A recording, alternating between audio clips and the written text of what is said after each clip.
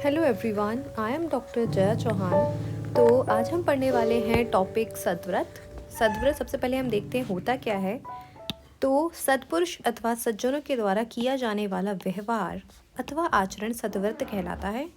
समस्त प्राणियों पर दया का भाव रखना, त्यागशील होना, शरीर, वाणी और मन पर नियंत्रण रखना तथा दूसरों के अर्थों में स्वार्थ बुद्धि रखना अर्थात उन्हें भी अपने जैसा ही समझना सद्व्रत है। ये ऊपर वाला चक्रपाणी जी ने बताया है, दूसरा वाला वाग्भट जी ने बताया है। ठीक है।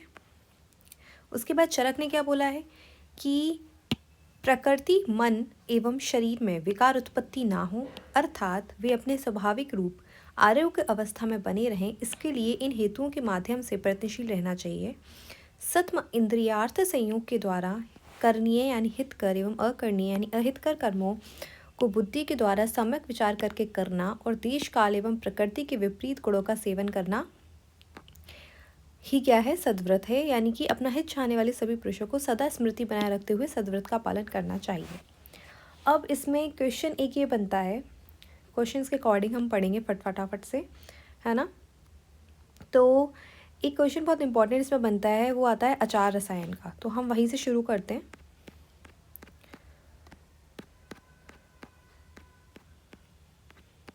ये देखिए, Achara Rasayana and its role in the prevention and control of diseases. Okay, question ये बनेगा कि describe Achara Rasayana and its role in the prevention and control of diseases. यहाँ पे बस डिस्क्राइब और लग जाएगा। ठीक है, ये बहुत इंपॉर्टेंट है और कई बार एग्जाम्स में पूछा गया है 5 मार्क्स में। तो अगर आप इसका श्लोक याद कर लें तो बहुत अच्छा रहेगा। आप इस श्लोक को रोज़ लिख के देखेंगे 2-4 बार, है ना, और बार बार इसका पढ़ेंगे। मैं इसको आपका मतलब भी समझा दूंगी तो आपको जल्दी याद हो जाएगा। श्लोक लिखने से आपको अच्छे मार्क्स मिलेंगे। ठीक है। आचार रसायन होता क्या है? सत्यवादिनम अक्रोधम, यानी कि सत्यवादी होना। अक्रोधम, अक्रोधम यानी क्रोध ना करना। निवृत्तम मध्य मैथुनात्, यानी मदिरा और मैथुन से दूर रहना। निवृत्तम का मतलब क्या है? दूर रहना। किससे? मध्य से और मैथुन से। उसके बाद आता है अहिंसक मनायासम, यानी अहिंसा का पालन करना, यानी कि हिंसा नहीं करना। ठीक है। और अनायासम का मतलब है अधिक परिश्रम ना करना। प्रशांतम प्रियवादिनम, ठीक है, प्रशांतम प्रियवादिनम का मतलब है शांत रहना और प्रिय बोलना। तो इन दोनों में सबसे पहले आप 2-2 करके याद कीजिए। सत्यवादिनम क्रोधम निवृत्तम मध्यमोदिनाथ, यानी कि सबसे पहले सत्य बोलना है। ठीक है, क्रोध नहीं करना है, मध्य और मैथुन से दूर रहना है।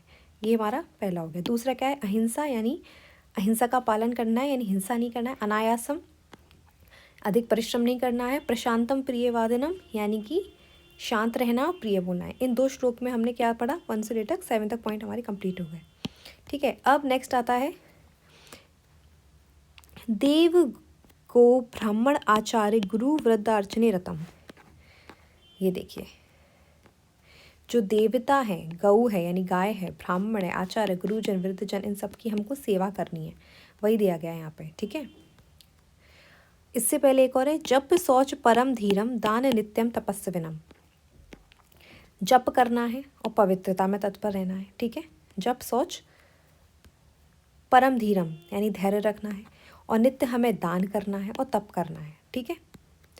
और देवता, गाय, ब्राह्मण, आचार्य, गुरु, वृद्ध का सेवा करना है। ये सारी चीज़ें हो गई हमारे दूसरे वाले श्लोक में। कहाँ से कहाँ तक? यहाँ तक। ठीक है।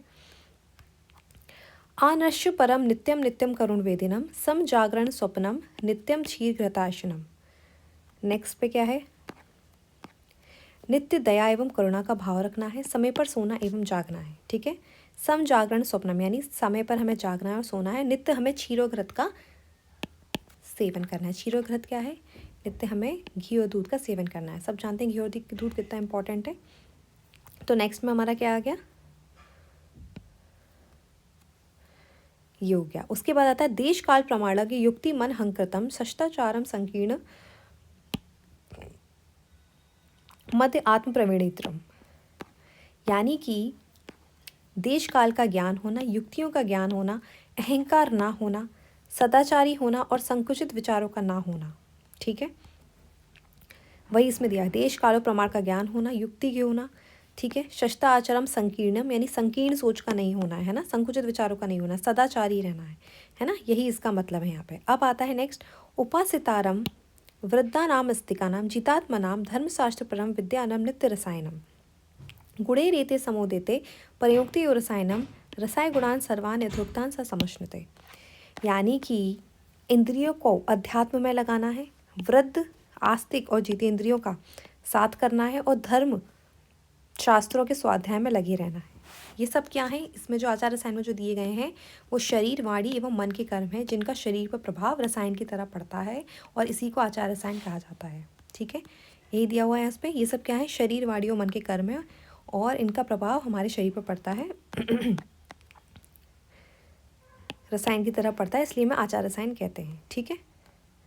ये देखिए, धर्म शास्त्र परम विद्या अनम नित्य रसायनम, हमें नित्य इन रसायनों का सेवन करना है ना। विद्या, धर्म, शास्त्र, इन सब का रोज़ हमको सेवन करना है, ठीक है। वृद्ध आस्तिक का नाम जितात्मा नाम, यानी कि जो हमारे वृद्ध हैं, आस्तिक हैं और जितेंद्रिय हैं, इन सबों का हमको साथ करना है। बहुत सिंपल सा था है, ठीक है। तो मैं आपको फटाफट से एक बार और बताती हूँ। सबसे पहले क्या है, सत्यवादिनम क्रोधम निवृत्तम मध्य मैथुनात्, अहिंसा का माना है स्वयं प्रशांतम प्रियवादिनम। तो सबसे पहले हमें सत्यवादी रहना है, क्रोध नहीं करना है ना। निवृत्तम मध्य मैथुनात्, मध्य और मैथुन से दूर रहना है। जब आप श्लोक का हिंदी मीनिंग निकालना समझ जाएंगे तो आपको श्लोक बहुत इजीली याद हो जाएगा। आप दो लाइन करके याद कीजिए, है ना, ऐसे ही ये दो करके आप लोग याद कीजिए। पहले इसको, ठीक है, फिर इसको, समझ गए सभी लोग, ठीक है। जप शौच परम धीरम दान नित्यम तपस्विनम, हमें नित्य दान करना है, ठीक है। धीर यानी धैर्य रखना है, जप करना है, शौच यानी पवित्र रहना है, देवता ग्रहो गाय ब्राह्मण आचार गुरु वृद्ध इन सब का हमें सेवा करना है। अनर्शम परम नित्यम नित्यम करुण वेदिनाम, ठीक है। नित्य दया एवं करुणा का भाव रखना है, ठीक है। नित्य नित्य हमें करुणा का ध्यान रखना है, समय पर जागना है, समय पर सोना है, नित्य हमें क्षीर और घृत का सेवन करना है। हमें जो अब आता है कि इसका रोल क्या है इन the prevention and control of diseases, यानी रोगों की रोकथाम में इनका महत्व क्या है, ठीक है। तो वही हम पढ़ने वाले हैं। तो आचार रसायन एक तरीके का रसायन है जो फोकस करता है हमारी साइकोलॉजिकल और स्पिरिचुअल हेल्थ पर। ये कोड है सोशियो बिहेवियरल कंडक्ट का, जो टीच करता है हमको एक preferred life style with defined do's and don'ts. ये क्या है, सोशियो बिहेवियरल कंडक्ट है जो हमें ये सिखाता है कि हमें अपनी लाइफस्टाइल में क्या डूज करने हैं और क्या डोंट्स हैं, यानी क्या चीज़ें हमें करनी चाहिए और क्या हमें नहीं करनी चाहिए। अकॉर्डिंग टू आयुर्वेदा, आचार Rasayana is one of the factors जो हेल्प करता है इन द अटेनमेंट ऑफ, इससे हम क्या अचीव कर सकते हैं, physical, mental and spiritual health. ये भी बिलीव किया गया है कि अगर हम फॉलो करते हैं proper diet, good conduct and behaviour, जिससे हम हेल्प कर सकते हैं सात्विक प्रकृति, जो कि बेस्ट मेंटल कॉन्स्टिट्यूशन है क्योंकि ये लघु होती है, ठीक है, as it is लघु एंड प्राक्षक etcetera. Achara Rasayana is also considered to be effective. Achara Rasayana जो है वो कंसिडर किया गया है इफेक्टिव किसमें, साइकोसोमैटिक डिसऑर्डर्स के प्रिवेंशन एंड मैनेजमेंट में। स्त्री संबंधी सदव्रत का पालन करने से torch infection, HIV, hepatitis B and venereal diseases नहीं होती हैं। सदव्रत एवं आचार रसायन के पालन से मानसिक दोष भी अपनी प्राकृत अवस्था में रहते हैं और प्रज्ञा, अपराध और अधर्म नहीं होता है। इनका कारण अनेकानेक मनोदेहिक रोगों से बचाव हो जाता है, यानी कई सारे जो हमारे मनोदेहिक है ना जो रोग होते हैं उनसे बचाव हो जाता है। अब एक और क्वेश्चन जो बनता है आपके सिलेबस के एक टॉपिक से जो इसके नीचे दिया हुआ है, ये देखिए, मेंटली हेल्थी पर्सन के कैरेक्टरिस्टिक क्या है। तो क्वेश्चन ये होता है कि explain characteristics of a mentally healthy person, and इसके नीचे जो टॉपिक है वो भी इसी में ही पूछा जाएगा, है ना, कि वार्निंग साइंस क्या हैं पुअर मेंटल हेल्थ के, ठीक है, एंड टाइप्स क्या हैं मेंटल इलनेस के, एंड कॉजेस क्या हैं इसके, ठीक है। ये क्वेश्चन आपको पूछा जा सकता है, ठीक है। तो आपको इसमें सबसे पहले अगर आपने पूरा टॉपिक पढ़ लिया तो ये क्वेश्चन का आंसर आप लिख देंगे एग्जाम में वेरी इजीली। तो सबसे पहले मेंटली हेल्थी पर्सन के कैरेक्टरिस्टिक्स क्या होते हैं कि वो अपने आप के बारे में कंफर्टेबल फील करता है, that he feels secure and adequate. वो नाइदर अंडरस्टिमेट न over estimates his own ability, ना तो वो अपनी एबिलिटी को अंडर एस्टिमेट करता है ना ही ओवर एस्टिमेट करता है, ठीक है। वो अपनी शॉर्ट कमिंग्स यानी कि जो भी उसके सामने जो भी चीज़ें आती हैं ना उनको एक्सेप्ट करता है, उसके पास सेल्फ रिस्पेक्ट होती है। एंड ही फील्स राइट, वो क्या है दूसरों के बारे में अच्छा या सही सोचता है। This means that he is able to interested in others and to love them. इसका मतलब है कि वो दूसरों में इंटरेस्टेड है और उनसे प्यार करने में इंटरेस्टेड है। He has friendships that are satisfying. ये हम किसके बारे में पढ़ रहे हैं, एक ऐसा मेंटली हेल्दी पर्सन के करेक्टरिस्टिक क्या होते हैं। उसके पास फ्रेंडशिप है जो कि सेटिस्फाइंग है एंड लॉन्ग लास्टिंग है। He is able to feel a part of a group, और वो फील करता है कि वो किसी ग्रुप का पार्ट है without being submerge by it. He is able to like and trust other, वो दूसरों पर लाइक कर सकता है, ट्रस्ट कर सकता है। वो रिस्पॉन्सिबिलिटी लेता है उसके नेबर्स की एंड फेलो मैन की, और वो अपनी लाइफ की डिमांड्स को मीट करता है। नेक्स्ट आता है he does something about the problems as they arise. वो जो भी प्रॉब्लम लाइफ में अराइज होती है उनके लिए वो कुछ करता है। He is able to think for himself and to take his own decisions. वो एबल है अपने लिए सोचने के लिए और अपने ओन डिसीजन लेने के लिए। ही सेट्स रीजनेबल गोल्स बनाता है अपने लिए, है ना, ऐसा नहीं कि कुछ भी बना लिया। He shoulders his daily responsibilities, और अपनी डेली रिस्पॉन्सिबिलिटी को निभाता है। He is not bowled over by his own emotions, और वो कभी भी अपने खुद के इमोशन से बॉल्ड ओवर नहीं होता है, लाइक फियर है, एंगर है, लव और गिल्ट्स है, ठीक है। अब आता है वार्निंग साइंस क्या है पुअर मेंटल हेल्थ के। वार्निंग साइंस में सबसे पहला आता है स्लीप और एपेटाइट चेंजेस। सबसे पहले आपकी स्लीप और आपकी जो भूख है यानी आपका सोना और खाना सबसे पहले चेंज होता है, और उसमें क्या होता है डिक्लाइन होता है। वो मूड चेंजेस में क्या होता है कि जल्दी जल्दी आपके इमोशन शिफ्ट होते हैं, आपको डिप्रेस्ड फीलिंग आएगी और ग्रेटर इरिटेबिलिटी, यानी वो पर्सन जो है वो बहुत ज़्यादा चिड़चिड़ा होगा। विड्रॉल यानी सोशल विड्रॉल, यानी कि वो सोशली जो भी लोग हैं उनसे मिलने से एकदम हिचकिचाएगा, वहाँ से कोशिश करेगा कि वो वहाँ नहीं जाए, है ना, सोशल विड्रॉल, वहाँ से खींचेगा खुद को। And loss of interest in activities previously enjoyed, और उन एक्टिविटीज़ को जिनको वो पहले इन्जॉय किया करता था, चाहे वो कुछ भी हो, लाइक दोस्तों के साथ बाहर घूमने जाना, है ना, कुछ प्ले करना, है ना, कुछ भी अपना कोई गेम खेलना, पहले वो इन्जॉय करता था लेकिन अब नहीं करता है। और उसका अनयूजुअल ड्रॉप होना इन फंक्शनिंग, उसके जो भी फंक्शन है उनका गिर जाना स्कूल पर, वर्क पर और सोशल एक्टिविटीज़ पर, ठीक है, लाइक स्पोर्ट्स क्विट कर देना जो मैंने आपको भी बताया, स्कूल में फेल हो जाना, है ना, और परफॉर्मिंग फैमिलियर टास्क, और जो नॉर्मल टास्क है उनको करने में भी डिफ़िकल्टी फील करना, ठीक है। अब आता है प्रॉब्लम थिंकिंग। कॉन्सेंट्रेशन में प्रॉब्लम होती है उसको, मेमोरी में, लॉजिकल थॉट में एंड स्पीच में, जो कि एक्सप्लेन करना हार्ड होता है। उसकी सेंसिटिविटी बढ़ जाती है देखने की, है ना, सुनने की। आपने देखा होगा कई लोग कहते हैं कि बहुत तेज़ साउंड है, इसे कम करो, तो उनको साउंड से भी सेंसिटिविटी हो जाती है ना। साइट से कहते हैं रोशनी बहुत तेज़ है, कम करो। स्मेल से, टच से, ठीक है। Avoidance of over stimulating situations. Apathy यानी लॉस ऑफ इनिशिएटिव और desire to participate in activity, वो जो उसकी इच्छा है किसी भी एक्टिविटी में पार्टिसिपेट करने की वो ख़त्म हो जाती है। डिस्कनेक्ट फील करता है, ठीक है, अपने सराउंडिंग से। इलॉजिकल थिंकिंग आती है ना। अनयूजुअल और exaggerated beliefs about personal powers to understand meanings और इन्फ्लुएंस इवेंट्स। इलॉजिकल और magical thinking typical of childhood in an adult, यानी कि एडल्ट है लेकिन उसको कैसी थिंकिंग आ रही है, मैजिकल थिंकिंग आ रही है जो कि चाइल्डहुड में आती थी। नर्वसनेस यानी कि वो डरता है और उसको बहुत ज़्यादा नर्वस फीलिंग होती है। अनयूजुअल बिहेवियर होता है like odd, uncharacteristic and peculiar behaviour. School और वर्क में चेंजेस आते हैं। Increase absenteeism, worsening performance, difficulties in relationship with peers and coworkers.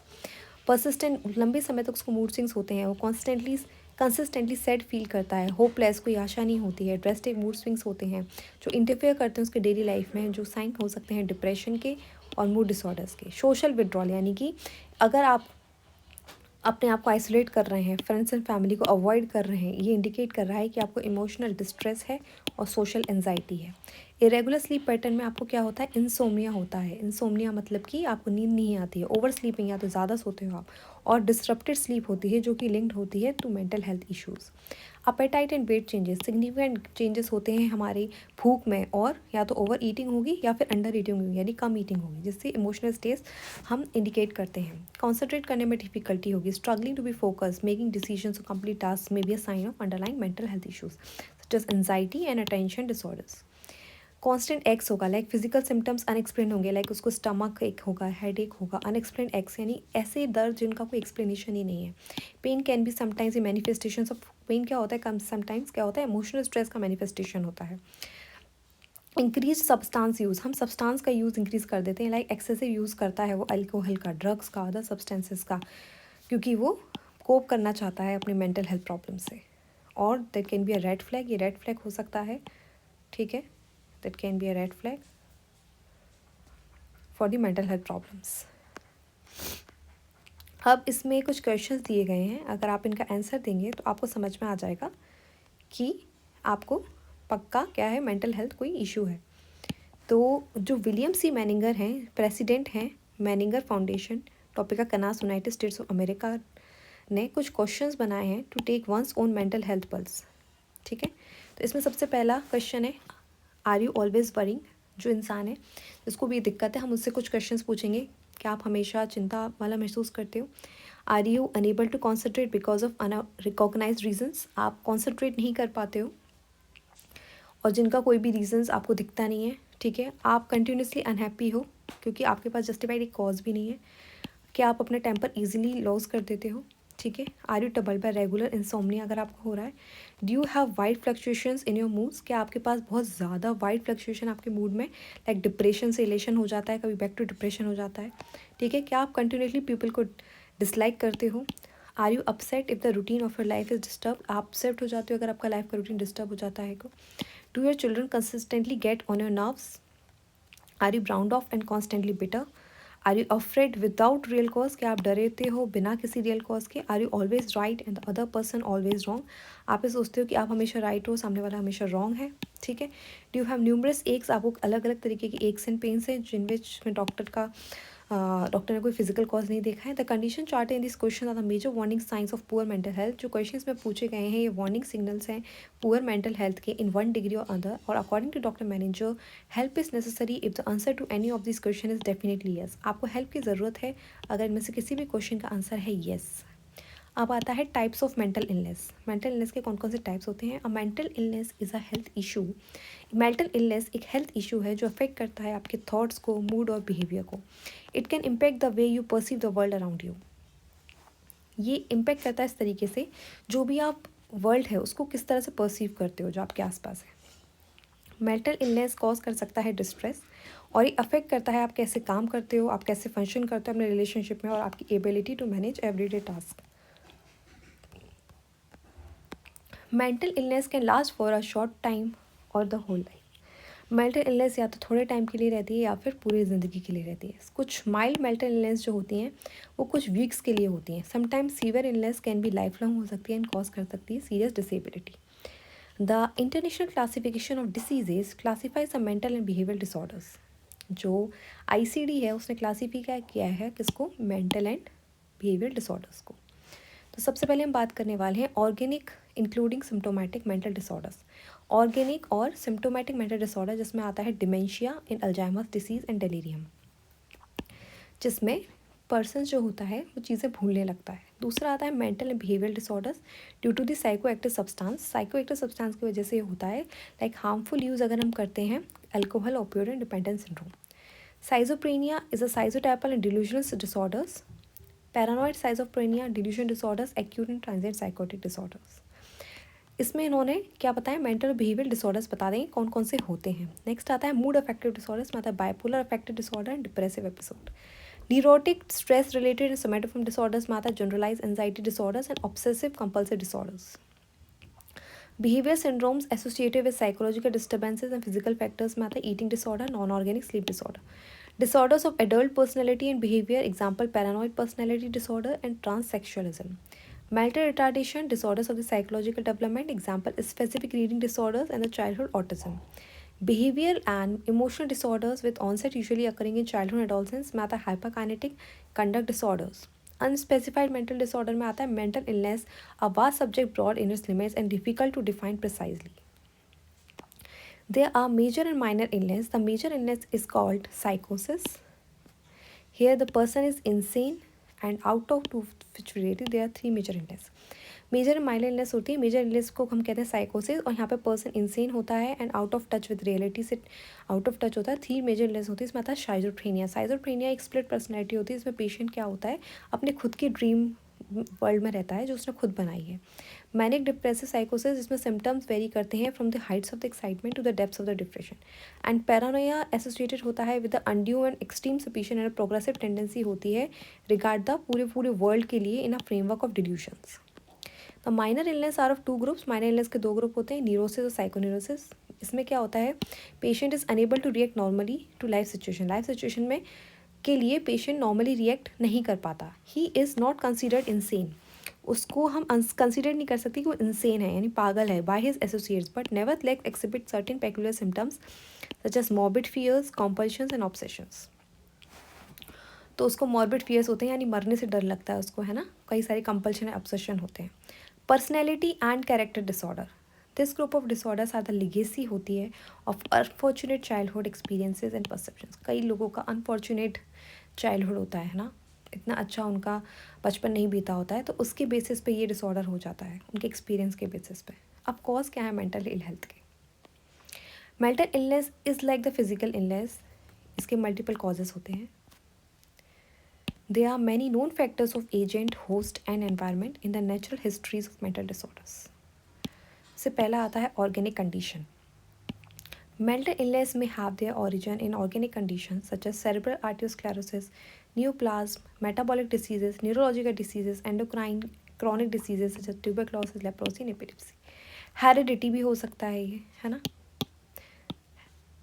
Heredity भी एक important factor है, like the child of 2 schizophrenic parents is 40 times more likely to develop schizophrenia, है ना। अगर 2 पेरेंट है जिनको साइजोफ्रेनिया है तो 40% चांस है कि बच्चे को भी होगा। सोशल पैथोलॉजिकल कॉजेज होते हैं, means to produce any disease there must be a combination of genetic and environmental factors, दोनों का कॉम्बिनेशन होना चाहिए। And social environmental factor associated जो रहते हैं मेंटल हेल्थ, उसमें आता है वरीज यानी चिंता, anxiety, emotional stress, tension, frustration, unhappy marriages, broken homes, poverty, industrialization, urbanization, changing family structure, population mobility, economic insecurity, cruelty, rejection, neglect and the ये सारे फैक्टर्स आते हैं, ठीक है, सोशल फिजियोलॉजिकल पैथोलॉजिकल कॉजेज़ में।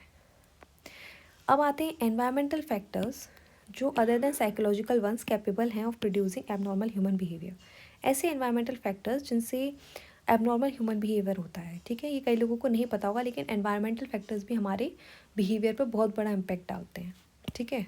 सबसे पहले आता है toxic substances like carbon dioxide, mercury, manganese, tin, lead compounds, psychotropic drugs like the barbiturates, alcohol and the griseofulvin. Nutritional factors like deficiency अगर थायामीन एंड पैराडॉक्सिन की होती है तो भी। मिनरल्स में आता है deficiency of iodine. Infective agents like infectious diseases, example measles, rubella during the prenatal, perinatal, postnatal periods of life. इनका एडवर्स इफेक्ट होता है ब्रेन पर, डेवलपमेंट पर एंड मेंटल फंक्शन पर। नेक्स्ट है traumatic factors like road and occupational accident. Radiation nervous system is most sensitive to radiation during the period of neural development. अब आता है प्रिवेंटिव एस्पेक्ट, हम इसको प्रिवेंट कैसे कर सकते हैं। प्राइमरी प्रिवेंशन ये है कि हम इम्प्रूव करें सोशल एनवायरनमेंट को एंड प्रमोशन करें social, emotional, physical wellbeing of all people. It includes working for better living condition, हम वर्क करें बेटर लिविंग कंडीशन के लिए और इम्प्रूव हेल्थ के लिए and welfare resources in the community. Next आता है सेकेंडरी प्रिवेंशन। सेकेंडरी प्रिवेंशन में मतलब है अगर हम अर्ली डायग्नोसिस कर लें मेंटल इलनेस की and social and emotional disturbances को हम ठीक करें through screening programs in school, universities, industries, recreation centres and provision चलाएं treatment facilities and effective community resources का। In this regard family based health services have much role to play. मतलब जो family service agency हैं वो identify करती हैं emotional problems and early symptoms mental illness के and help करती हैं फैमिली मेम्बर्स को treat problems of individual and social maladjustment when required and prepare individual family members for psychiatric care. Case work और counselling is the method, case work करना और counselling करना method most commonly employed by the family service agencies. मतलब counselling की जाती है उस person की, है ना। द एजेंसीज़ की मेन रिस्पॉन्सिबिलिटी होती है प्रोवाइड करना काउंसलिंग सर्विस एंड हेल्प करना फैमिलीज़ को with marital conflict, disturbed parent-child relationships and the strained interpersonal relationships. Then आता है tertiary prevention. इसमें हम रिड्यूस करते हैं ड्यूरेशन मेंटल इलनेस के, थस रिड्यूस करते हैं स्ट्रेस को they create for the family and the community. In short the goal at this level to prevent further break down and disruption. अब आती है मेंटल हेल्थ सर्विसेज। क्वेश्चन ये बनेगा कि describe the mental health services and comprehensive mental health programme, यानी mental health services क्या है और कौन कौन से मेंटल हेल्थ प्रोग्राम चल रहे हैं। ठीक है, mental health services in a community are concern not only with early diagnosis and treatment. इसमें सिर्फ अर्ली डायग्नोसिस एंड ट्रीटमेंट ही नहीं होता है, but also preservation and promotion होता है गुड मेंटल हेल्थ का and prevention of the mental illness. इसमें आता है अर्ली डायग्नोसिस एंड ट्रीटमेंट, होता है rehabilitation, group and individual psychotherapy, group and individual दोनों तरीके से होती है साइकोथेरेपी, मेंटल हेल्थ पे एजुकेशन दी जाती है और मॉडर्न साइकोएक्टिव ड्रग्स का यूज़ किया जाता है एंड आफ्टर केयर सर्विसेज भी होती हैं। The current trend is full integration of psychiatric services with other health services. जो करेंट ट्रेंड है वो उसमें पूरी तरह साइकेट्रिक सर्विसेज हैं विद अदर हेल्थ सर्विसेज के साथ। The community mental health programme में आती सारी कम्युनिटी फैसिलिटीज़ जिसमें हम प्रिवेंशन, ट्रीटमेंट एंड रिहैबिलिटेशन करते हैं। The philosophy of community mental health programme में कई सारे इसेंशियल एलिमेंट आते हैं। इसमें आता है inpatient, outpatient services, partial hospitalization and emergency services, diagnostic services, pre care यानी पहले की और आफ्टर की केयर सर्विसेज, जिसमें foster home replacement, foster home placement, home visiting भी होती है, education services, training and research and evaluation. The World Health Organization has developed a comprehensive mental health action plan 2013 to 2030। ठीक है, WHO ने comprehensive mental health action plan बनाया है जो कि 2013 से 2030 तक होगा। इसका एम ये है कि वो प्रमोट करें mental health wellbeing for all and prevent करें mental health conditions for those जो रिस्क पर हैं एंड अचीव करें universal coverage for all mental health services. इस प्लान में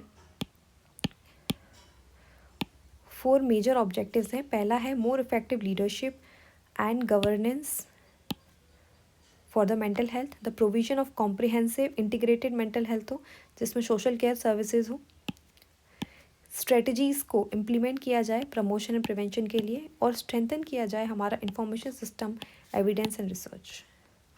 तो इस तरह से हमारा जो मेंटल हेल्थ वाला पोर्शन है वो कंप्लीट हो गया। तो अब हम बात करते हैं sadvritta measures for the maintenance of personal, social and spiritual health. Sadvritta is a set of guidelines. ये एक गाइडलाइंस का सेट है for personal, social and spiritual conduct के लिए, जो इसेंशियल है हमारी हेल्थी लाइफस्टाइल को मेंटेन करने के लिए। आयुर्वेदा एम्फेसाइज करता है the importance of social and personal behaviour as, क्योंकि ये दोनों ही अफेक्ट करते हैं हमारी mental and physical aspect of health को। सदव्रत एक कोड ऑफ कंडक्ट है जो हेल्प करता है हमको हम गेन कर पाएँ health and control over the mind. ये एक लाइफ जीने का तरीका है जो प्रमोट करता है healthy and happy life by following, कैसे, by following certain rules and regulations. Sadvritta is mainly divided into 4 categories: mind control, social conduct, physical conduct and religious control.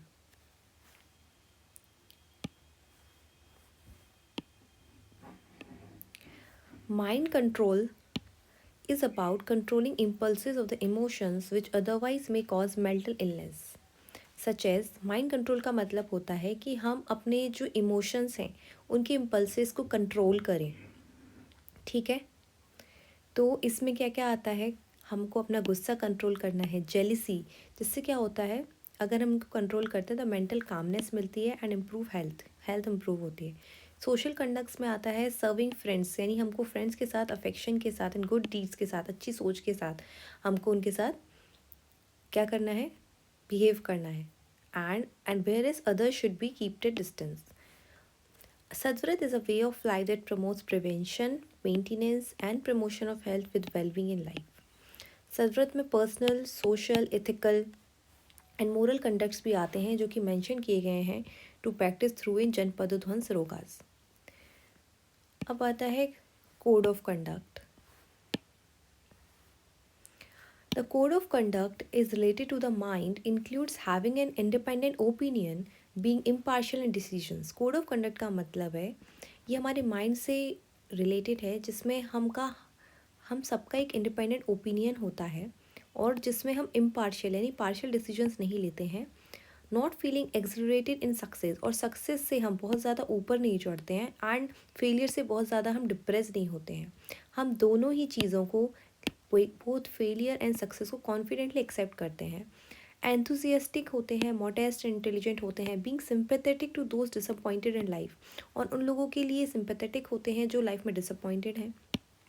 Innocence and who have taken an immoral route for livelihood, और innocence होते हैं, not believing for suspecting everything around you, और ऐसा नहीं है कि हम किस चीज़ को बिलीव ना करें या फिर किसी को बिल्कुल ही बिलीव करें, ठीक है, जो हमारे आसपास है। एंजाइटी, फियर, शाय, इन सबसे फ्री रहें, and neither dishonouring on oneself nor self posting, ना ही खुद का सम्मान, ना मतलब हम कहते हैं ना कि डिसऑनर मतलब, ऑनर का मतलब होता है सम्मान, डिसऑनर या ना ही किसी और का असम्मान करें, ना ही खुद का असम्मान करें। नेक्स्ट है social conduct. Social conduct includes serving friends with affection and good deeds, whereas others should be kept at a distance, speaking few words on the right occasion in a soft pleasing tone। हमको few words बोलने हैं right occasion पर soft pleasing tone में। Having determination to accomplish your goals, हमारा दृढ़ निश्चय होना चाहिए हमारे गोल्स को अकॉम्प्लिश करने के लिए, और कभी भी डिसरिस्पेक्ट नहीं करना चाहिए जो कि इन्फीरियर हैं, किससे, bye experience, money, beauty, status, strength and knowledge. ये होता है सोशल कंडक्ट। हमें किसी को भी इन्फीरियर फील नहीं कराना है, जो कि कई लोग आज भी करते हैं, है ना। तो ये हमें नहीं करना है। This comes in the social conduct. और हम पढ़ ही ये रहे हैं कि जो सद्व्रत मेजर्स हैं उनका maintenance of personal, social and spiritual health के मेंटेनेंस में क्या इंपॉर्टेंस है ना। नेक्स्ट आता है the physical conduct includes maintaining a personal hygiene, cleanliness and following a healthy diet. Religious conduct में आता है परफॉर्म करना डेली रिचुअल्स, है ना, एल्डर्स को रिस्पेक्ट करना एंड फॉलो करना पाथ ऑफ राइटियसनेस। ये मैंने जो आचार्य सेन का श्लोक है ना, ये देखिए इधर इस तरफ, है ना, इसमें से भी कई सारी चीज़ें जो हैं वो इस तरफ दी हुई हैं। द ऑक्यूपेशनल कंडक्ट में आता है बीइंग ऑनेस्ट, यानी आपको अपने ऑक्यूपेशन में ऑनेस्ट रहना है, हार्ड वर्किंग रहना है, पंचुअल रहना है। Now the observance of sadvritta for the prevention of adharma, यानी कि जो कुछ धर्म के प्रतिकूल है वह सब अधर्म है। इसमें विश्वासघात, कलह, असमंजस्य, अप्राकृतिकता, बुराई, अनैतिकता, दुष्टता और बुराई के अर्थ हैं। मनुष्य का धर्म के साथ अटूट संबंध है। मनुष्य को धर्म में अपनी रुचि रखनी चाहिए। प्रश्न उपस्थित होता है कि धर्म क्या है। धर्म के स्वरूप को स्पष्ट करते हुए महर्षि मनु कहते हैं, धृति, क्षमा, दमो, अस्तेयम, सोचम, इंद्रियम निग्रह, ध्री, विद्या, सत्यम, क्रोधो, दशकम धर्म लक्षणम। मतलब धैर्य, क्षमा, दम, दम यानी अपनी वासनाओं पर नियंत्रण रखना, अस्ते यानी चोरी नहीं करना, शौच यानी भ्राम्यक एवं आंतरिक स्वच्छता रखना, इंद्रिय निग्रह यानी अपनी इंद्रियों का क्या करना, नियंत्रण करना। ये यहाँ तक पहली लाइन का अर्थ हो गया, ठीक है। नेक्स्ट लाइन का यहाँ से आता है धीर विद्या। विद्या यानी ज्ञान की पिपासा, ज्ञान की पिपासा यानी आपको ज्ञान की प्यास होनी चाहिए। सत्य, मन एवं वचन कर्म से एक व्यवहार करना, यानी मन से आप मन में भी वही सोचें, वचन भी वही करें, कर्म भी वही करें, उनसे एक व्यवहार करना। कई बार ये होता है हम मन से कुछ और सोचते हैं, बोलते कुछ और, काम कुछ और करते हैं, ऐसा नहीं करना है। अक्रोध, क्रोध नहीं करना है। ये 10 क्या है, धर्म के लक्षण है ना, ये धर्म के लक्षण है। इसके साथ साथ मनुष्य का जो व्यवहार अपने अनुकूल नहीं लगता हो, ऐसा व्यवहार दूसरों के साथ भी नहीं करना चाहिए। यानी ऐसा व्यवहार जो आपको अच्छा नहीं लगता, तो वो व्यवहार आपको भी दूसरों के साथ नहीं करना चाहिए। लाइक आप गुस्से में या बदतमीजी से किसी से बात करते हैं, या कोई आपसे ऐसे बात करते तो आपको नहीं अच्छा लगता, तो इसी तरह आपको भी सामने वाले से ऐसे बात नहीं करनी चाहिए। यह भी मनुष्य का क्या है, धर्म है। धार्मिक सद्व्रत के का मनुष्य के शरीर, मन एवं आत्मा के साथ सीधा संबंध होता है। धर्म का पालन करने से शारीरिक, मानसिक एवं आध्यात्मिक बल की प्राप्ति होती है ना। जबकि धर्म को धारण नहीं करने से मनुष्य की आंतरिक शक्ति असंतुलित हो जाती है, जिसके परिणाम स्वरूप मनुष्य नाना प्रकार की व्याधियों से ग्रस्त हो जाता है। सद्व्रत संबंधी उपरोक्त नियमों पर ध्यान दिया जाए तो पता चलता है कि सद्व्रत का पालन करने से धर्म के दशविध लक्षणों की प्रतिपूर्ति हो जाती है और दशविध पाप कर्मों का प्रतिषेध होता है। अतः अधर्म को रोकने के लिए सद्व्रत का महत्व स्वयं ही प्रतिपादित हो जाता है। नेक्स्ट टॉपिक जो आता है आपके सिलेबस में वो है role of triguna and sattvavajaya in mental health promotion and present era. ये एग्ज़ाम में आपके क्वेश्चन भी बन सकता है, वो ऐसे बन जाएगा like explain the role of triguna and sattvavajaya in mental health promotion in present era. तो इसमें आपको क्या क्या लिखना है? तो according to Ayurveda and yoga science all the three guna यानी जो तीनों गुण हैं रज तम एंड सत्व, ये किसी भी पर्सन में मिलते हैं और वन ऑफ देम डोमिनेंट होता है। The data collected through the senses, जो डेटा हमें सेंसेस से कलेक्ट किया गया है, जो पास होता है हमारे माइंड के थ्रू एंड इंटेलेक्ट के थ्रू, उसको हमने मॉडिफाइड किया है अकॉर्डिंग टू द डोमिनेंट गुण। द गुण इज़ द फाइनल स्टेप जो इन्फ्लुएंस करता है हमारी mental health and personality of a person. The concept of त्रिगुणा has embedded the development of consciousness. जो त्रिगुण का कॉन्सेप्ट है वो क्या है? एम्बेडेड है कॉन्शियसनेस के डेवलपमेंट में। In the modern era to personality explain की जाती है with the notion of triguna. According to Ayurveda in yoga science the triguna are associated with different kind of temperaments. Triguna में डिफरेंट टाइप्स के क्या होते हैं? टेम्परामेंट होते हैं, यानी कि हर गुण का अपना खुद का नेचर है, थिंकिंग का नेचर है, फीलिंग एंड एक्टिंग का।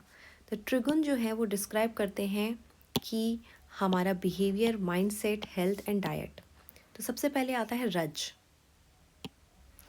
रज जो है वो कैरेक्टराइज्ड होता है by the feelings of excitement, है ना, बीइंग एनर्जाइज होता है और फुल ऑफ एक्टिविटी होता है। There is also often a certain degree of restlessness भी होती है एंड मेंटल एजिटेशन भी होता है।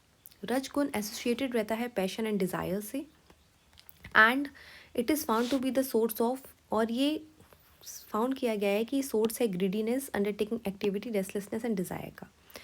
एक ऐसा पर्सन जिसमें रज गुण डोमिनेंट है is longings for fruits of his और her deeds and is full of attachment. उसमें अटैचमेंट से फुल रहता है और वो अपनी जो भी उसने कर्म किए होते हैं उनके फल के लिए वो बहुत ज़्यादा डोमिनेंट होता है। The self interest which is the dominant trait gives the intellect. Self interest जो कि एक डोमिनेंट ट्रेट है जो कि इंटेलेक्ट देता है a distorted picture of what is right and what is wrong, है ना। तो सेल्फ इंटरेस्ट जो कि एक डोमिनेंट ट्रेट है जो हमको इंटेलेक्ट देता है और एक डिस्टॉर्टेड पिक्चर भी देता है कि क्या सही है क्या गलत है। The guna cannot foster renunciation and detachment, whether it attributes are more towards activity, enthusiasm and interest. Tamas is characterise by feelings of lethargy. अब हम बात करने वाले हैं तमस की, यानी तम की। तो तम में क्या होता है? लेथार्जी होती है, हैवीनेस एंड इनर्शिया होता है। This guna runs on the principle of inertia, hope and illusion are the basis of this guna. Tamas produce करता है ambiguity, idleness, fantasy and persistence. Individuals who have a dominant tama guna उनको usually thoughtful, anxious and relentless होते हैं। The sensism, preservance, perseverance, fantasy and ambiguity are some of the qualities of this guna. तो आपको पता होना चाहिए कि इन सब चीज़ों का मीनिंग क्या होता है, ठीक है। तो एम्बिग्यूटी का मतलब ओपेसिटी भी आप कह सकते हैं या फिर अस्पष्टता भी आप कह सकते हैं, ठीक है। दूसरी चीज़ आती है कि आपको कह सकते हैं कि आइडलनेस का मीनिंग क्या होता है। तो इसका मतलब होता है, हम कह सकते हैं लेजीनेस या फिर आलस, ठीक है। और दूसरी एक और चीज़ इसमें दी हुई है कि रिलेंटलेस। तो ये क्या होता है? इसका मतलब होता है आपको किसी के प्रति दया ही नहीं है, विच इज़ द दयाहीन, ठीक है, जिसको हम इनसेसेंट भी कहते हैं या इनसेंसिटिव भी कहते हैं कई लोग, है ना। अब आता है सत्व। एक second,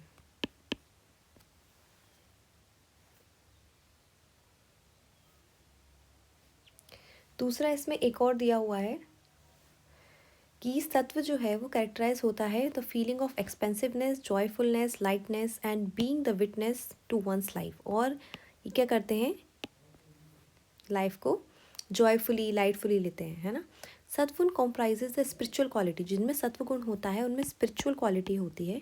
individuals who have this guna as dominant possess and inherent quality of being good and caring. ये लोग गुड एंड केयरिंग होती हैं, ये लोग गुड एंड केयरिंग होती हैं अगर इनमें ये गुण डोमिनेंट होता है। There is a resolute constancy of the mind and the senses when sattva is dominant, wisdom is predominant in the individual. मतलब कि जो सत्व गुण वाला व्यक्ति होता है वो मतलब स्थिर होता है ना, दृढ़ स्थिरता होती है उसमें माइंड एंड सेंसेस के लिए। और जब सत्व डोमिनेंट होता है तो विजडम भी प्रोडोमिनेंट होती है उस इंडिविजुअल में, है ना।